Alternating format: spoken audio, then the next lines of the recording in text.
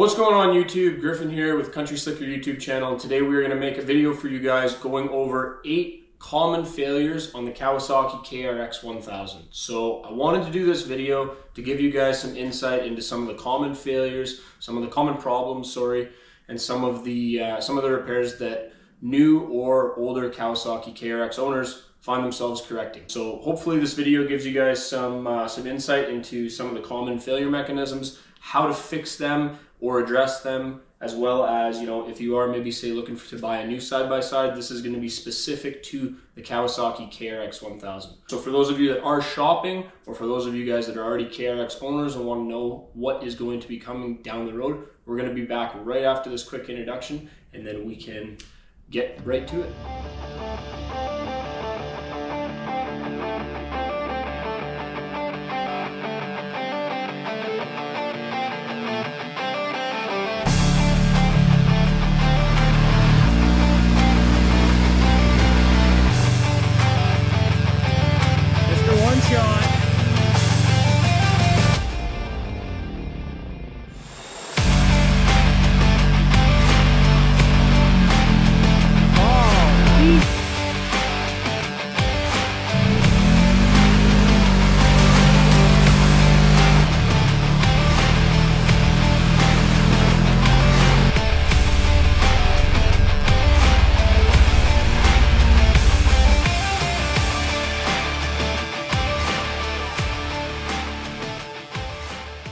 Welcome back, you guys. Hopefully you guys are still with us. If you guys are new to the channel, please consider hitting that subscribe button. We really appreciate the support. So let's talk a little bit about the Kawasaki KRX 1000 and some of the normal failure mechanisms that you see. We're going to go through the 8 top failures that you should find or you may see over the ownership or duration of the life of your KRX. So without any further ado, first topic, it's probably the most debated topic out of anybody out there, but everybody that has a KRX 1000 deals with spring sag or a lower ground clearance than when it came from the factory. It's a very, very common thing that people will find when they're new owners of the Kawasaki. So I've ran into it. Everybody that I ride with that has KRXs has had some version of it. There's different ways to remedy it, but that is something to be looking for when you are taking a look and considering the KRX as your side-by-side. So typically a stock KRX on 31-inch tires will be about 12 to 12.5 inches of ground clearance, somewhere in there. Obviously, if you guys have a couple extra options put on your KRX, like say a roof, windows, sound system, the list goes on, that's going to lower your ground clearance a little bit just to the due weight of the machine and the unsprung weight. However, let's talk specifically about this spring sag issue. So I have 2 different videos on this channel, which I will try to link all of these videos below so you guys can take a look and see how I've addressed some of these failures. But the shocks come from the factory underfilled with nitrogen very, very, very often. So these all come with a Fox 2.5 shock. Beautiful shock, works really well. However, they are a nitrogen-filled shock, so they have an inert gas pumped in, which helps with the compression ratio and helps with how stiff your shocks are going to be. Very, very common to find that 1, 2, or all 4 of the shocks have less than the recommended 200 psi of nitrogen pressure in them. So for us at Country Slickers, we went and we ordered these nitrogen caps. So they're a shock therapy cap. It allows you to insert these new shock caps into your shock. You can refill the nitrogen or change it to whatever pressure you feel you like, and that's going to lift your machine back up and regain you all of that height that you've lost. I've done 2 different videos on it now. If you guys are interested in more detail about that, check them out. But that is a very, very common thing that you will hear you guys say. Now, a lot of people prior to doing the nitrogen refill, I see a lot of people throwing money at things like heavier tender springs or even a complete aftermarket set of springs. You can definitely correct it with that route. I'll tell you why not to though. The big reason when you correct that ride height just using springs is that you are increasing your spring preload. You have a heavier spring rating on those new springs, which is why you get your extra height back. So you still have a garbage ride from your actual suspension, but the springs are doing more. So if you guys are looking for a cheap, easy fix, refill those nitrogen shocks. It's probably something you can run into. I've seen online lots of guys will actually take the existing nitrogen cap that's on the end of your shocks. They'll drill it, tap it, and install a Schrader valve. and then you can fill those yourself. So that's an even cheaper way to do it. If you want to go the shock therapy route or another set of nitrogen caps, I do think that's the most economical way to solve it and get a quality product. We went with the shock therapy ones. I think it was like 120 bucks. Easily the best money I've spent on this machine. So that's the first thing you're going to look for. Number two, now this is very, very key for new owners. If you guys get a Kawasaki KRX 1000 and you are looking for a really, really common failure mechanism, look on the back of your KRX 1000, look underneath the skid plate, and look right where your transmission is. If you guys take a look, and I'll show you in the video here, but on the back of your KRX, you have very, very little clearance in between your skid plate on the back, which is where most side-by-sides take most of their hits as you're flying down the trail. There's very, very little clearance between that skid plate on the back and the the bottom of your transmission. Now, it's very common failure that you'll see a lot of guys go to warranty for, or they'll have to address with the dealerships and try to chase down. They will crack their transmission. And the way this happens is the skid plates on this KRX are okay from the factory. You do have a steel skid plate all the way along your frame rails. However, it's a very thin, very weak metal. It's not enough to take the hits on a 2,100 pound machine like the KRX. So you do need to upgrade that skid plate. And I've got some options for you. So there's two really good options. I'll tell you the one that I did first. I went over to Brute Force, which is an online supplier, which I'm not affiliated with, but I'd love to give them a shout out right now. Went over to Brute Force, ordered their rear skid plate, just the rear skid plate. It's a big section, takes up the whole back side. It's already pre-drilled, so you can do all your oil changes and your fluid changes unhindered. But you put this skid plate on the back. I think it was $280 where I am in Canada, but the skid plate is a very, very good option, cheap few $100 to guarantee that you're not going to smack something, it goes through your skid plate and it hits your transmission. If you're thinking, yeah, but I've got warranty. Totally, not a problem. I know lots of guys that have gotten this issue rectified through warranty. The issue with that is that whenever a warranty claim comes in and you have to wait for a transmission and it's 8 or 9 months out to get a new transmission, boom, you don't get to ride for that time. So you're still making payments, or you've already paid for a machine that's sitting there in the shop broken instead of having you out on the trails. So I'd really recommend to get that skid plate. The second really good option that I mentioned earlier is to get a full skid plate front to back. You can get UHMW skid plate. That's a really, really good option. Tusk makes a very, very nice one for this machine. I recommend that you check them out. Tusk Manufacturing. They do an awesome skid plate made of UHMW. Definitely check it out. That allows you to slide over some stuff.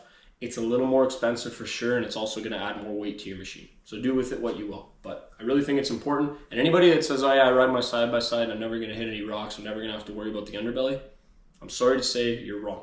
You do have to worry about the underside of your machine. Very, very important. Third, very common failure mechanism. If you ride a KRX 1000 and you wash the machine, you're going to deal with this. I guarantee you at some point during the life of the machine, life of ownership. The high-low power switch. I think the intention was there to make something that perhaps was a little more kid-friendly, or maybe modulated your power so that it was more touchy. It was their attempt at a pedal commander, I'm not sure. But Kawasaki has put a high and low power switch in the dashboard of your machine. Very, very, very common when it gets wet. That can be from rain, that can be for snow, or that can be from you washing it. When that high-low power switch gets wet, the rear side of the terminals corrode, and you will get an incorrect amount of voltage to one or the other sides. What you will see is on your dashboard, I will show you here on my dashboard, you have your high power, you flick the switch, boom, now you're in low power. What you will see, that high and that low will be flashing at the exact same time. Your power won't change, but you're gonna have that high-low flashing. The best way that you can deal with this is pull over, flick that high-low switch 3, 4, 5 times, turn the machine off and restart it 3 times, and by 3 key cycles of you starting and stopping it, the machine will go back to normal. It will say high, or it can say low if that's where you'd rather leave it. You're not going to be riding with me, but do your 3 key cycles, the machine will fire back up, the code will go away, and you can keep riding until the next time it gets wet. I am still on my stock high-low switch after almost, oh boy, I guess we're at year 3 with the machine. So I've had 3 years of beating on it and getting it wet getting it dirty, getting it whatever, and I have this issue happen probably every third or fourth ride, depending how much water we're riding. So very, very common thing. When you see it, don't freak out, don't be scared. For God's sakes, don't take your machine to the dealership and tell them it's broken and that you need warranty and lose your machine for a week or two. All you gotta do, cycle that switch, turn it on and off 3 times, and it will clear. So very common failure. Also something not to worry about whatsoever. It fixes itself. Okay, failure number 4. The fans on the KRX 1000 are notorious from the factory for breaking. Now, it's not the fan itself, it's not the blades, it's not the shrouds, it's the actual motor that spins it. So the bearing inside there that they have is not a sealed unit. So after enough water, enough exposure, enough time with dirt and grit and that fan cycling and moving stuff around, that little bearing that's not closed properly is going to eventually get enough water and corrosion inside it that it seizes up on you. And I do have a video of that, and I will drop that right here. That's the bearing. It's got to be the bearing in that rod. You have a bearing in your rod? Then.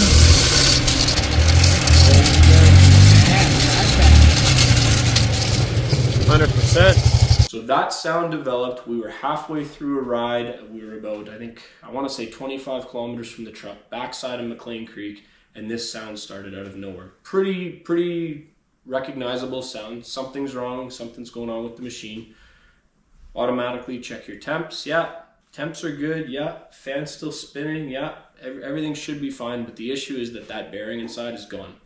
So in terms of getting that fixed, you do again have 2 options. You can go through warranty, which will take, if they have it in stock, great, but you are still gonna have to pay for an installation on that, unless you have a good dealership. You can get a replacement through warranty, or you can upgrade. So that's actually what we did on this KRX. We went and upgraded. We went to a brute force fan.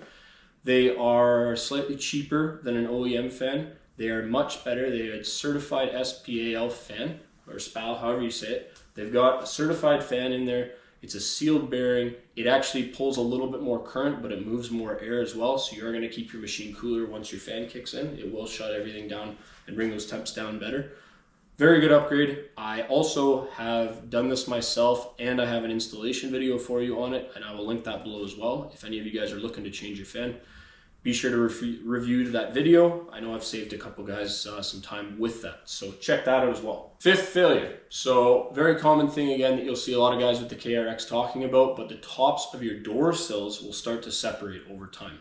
Now that's partly due to stress in the machine, it's partly them just not having a great design, and it's also partly the fact that, over time, plastic warps as it gets hot, cold, hot, cold, hot, cold, and goes through those heat cycles, it starts to fray a little bit. So some guys see this a lot sooner than others. I've seen guys as soon as 3 or 4 rides be like, you know what, something's going on with my door, the panels are separating.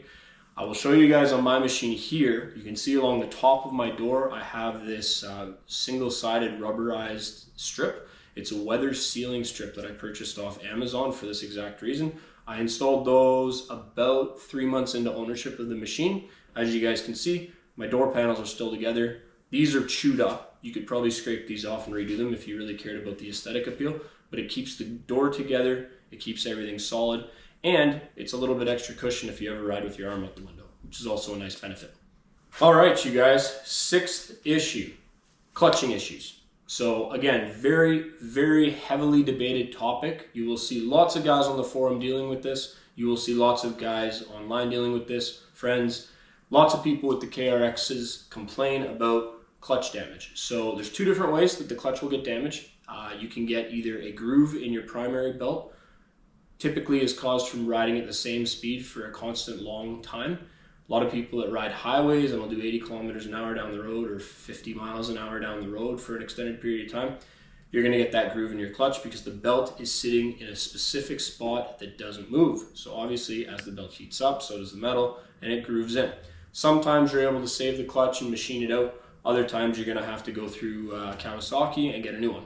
So again, none of these issues that I've mentioned so far really seem to get fought by the manufacturer. So that's the first way that you get it, is from driving at a certain speed. The second other issue that you will see with the clutches is the clutch weights. They get grooves and flat spots on the outer side of the weight, which causes a shifting like feeling in the motor. So as you're pushing on the gas and accelerating, it feels more like you're shifting through a gear as opposed to a smooth CVT belt engagement. So that's a second thing to look for in the clutches. Now, the jury's kind of out on how to fix this. Again, you can go OEM, but it's due to a inferior metal used, so they should have gone to a little bit heavier metal. Or you can go aftermarket. I know there's kits from places like JBS. I'm sure there are a couple different places that make them. I think Shock Therapy has a set of weights as well. So there's a few different ways that you can address the grooving. I haven't had an issue with the grooving in my clutches at all. I also haven't had a problem with my primary grooving at all either. I do know a few other guys that I ride with that have had the issue, and it's sort of few and far between. A couple of them went aftermarket, and it's been a really good experience there. And I have another buddy that did go through Kawasaki. He got the OEM parts put back in there, but with an updated part number, and it's been good ever since. Our machine, again, like I said, we've got 5,000 kilometers on ours, and we haven't had any belt issues.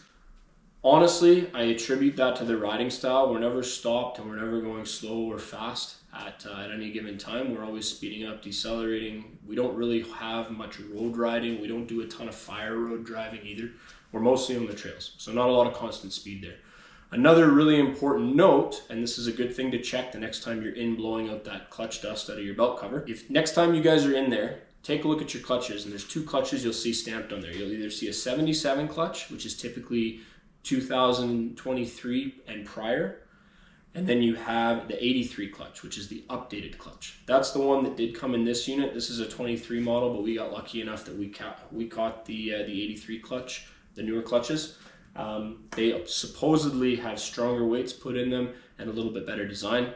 Like I said, I have the newer updated 83 clutch. I don't have any problems. And if you guys are watching this and saying, yeah, that is something that I've dealt with, drop it in the comments below. I'd love to hear your story, love to hear how you drive the machine, where you drive the machine, what the temperatures are like, and why you haven't had any failures or what did cause failures. Love to hear about it. Let me know in the comments.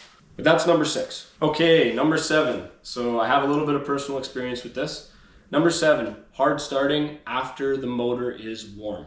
So one thing that Kawasaki did not do very well on these machines is they put a smaller gas tank breather on it than was necessary. So when people stop after the machine's warm, the gas vapor locks and you can't start your machine. It's very, very hard. You also get lots and lots of pressure buildup inside your gas tank. So again, to do with that vent that we talked about. So for that, there's 2 fixes. So what you'll see a lot of guys do is they'll go and get an aftermarket rollover valve, and that seems to rectify the issue. I have had the hard start situation after we were riding really hard and then shut the machine off right away. I had this overpressure issue, vapor lock. I couldn't start the machine. It was super scary because I didn't understand why my machine was cranking but not firing. And eventually, what we've figured out is the best way to rectify this is before you go to start your machine, if you think it could be an issue, go ahead and crack that gas cap. It relieves all the pressure, everything functions the way it's supposed to. So very, very easy fix. Once we figured it out, did a little bit of online research, reached out in some forums and figured out what this issue was. I've never worried about it once. I've never put in the rollover valve. I don't think it's necessary. All you gotta remember to do is if you are having a hard start and you will notice it, you're really cranking your machine over, step outside, crack that gas cap, relieve all the pressure, try it again. And typically, you'll always get it to work. I haven't had any friends have an issue after I've showed them that trick. All right, you guys, and then 8th and final failure that you may or may not see on a KRX 1000 is the carrier bearing. I've seen lots of guys, again, online, lots of people seem to have this issue. I also had this issue. I will search for a video clip, but I don't think that I have one. If I do have one, I'll drop that video in right here. I think we might have an issue with our belt. We'll see. Something's screeching at us. I don't see anything. That looks pretty immaculate. Well, he was checking the belt. We've got a little bit of a sound clunking. So we basically took the belt off, take the bolts out and see if there's any chunks that are missing. But it sounds like maybe it's something else. The belt looked fine, so I don't know. Because it's weird, when you shifted it, it made the same sound as that clunking. I don't even think it's the belt. But anyways, as I was saying, we had the carrier bearing fail on us. It was, again, very odd situation. I had run the bike all day, came home, washed it, put it in the garage. A week later, I went to pull my machine out of the garage to go for a ride. Could hear something. Something was going on. Something was grinding, making a lot of noise, squealing. Anyways, took it to Kawasaki, said something's wrong, you guys deal with it. The Kawasaki warranty came through, they looked at it and said, yeah, weird, we've never seen a carrier bearing failure, but they rectified it, stepped up, they took care of me, they warrantied it, and we have a new carrier bearing in this KRX. We've had it in there for probably 1,500 kilometers now, and we have had no issues whatsoever with it. So I don't think that you necessarily need to go to an upgrade like, say, the Brute Performance one, but it does help, and to have a fully sealed unit that, especially if it's greasable, something like that, obviously you'll get extra longevity out of there. So that's up to you guys whether you think it's worth the money to upgrade or go with an OEM. For me, with warranty, easier for them to just put it in under warranty and we'll keep on going. So that is my 8 failures that I see the most out of these Kawasaki KRXs. I will say, despite these 8 failures that some people see, I think it's a solid machine. I have had nothing but reliable times with it. I'm not scared to take this thing out by myself. I'm not scared to go to remote places. I'm certainly not scared to put it up against something like the Razor or the Can-Am in terms of reliability. It's definitely a solid machine. I love my KRX. I would buy another one tomorrow if I had an option of any machine.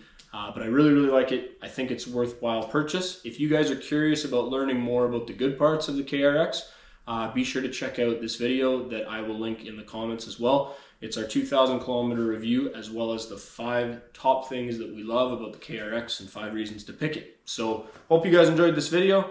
If you guys did enjoy it, let me know in the comments below what your favorite part was, and don't forget to subscribe. We have lots of KRX content that we put out on a regular basis, off-roading, going on adventures, as well as installs and tech tips. So thanks again for watching, you guys. Until the next time, Country Slicker out of here.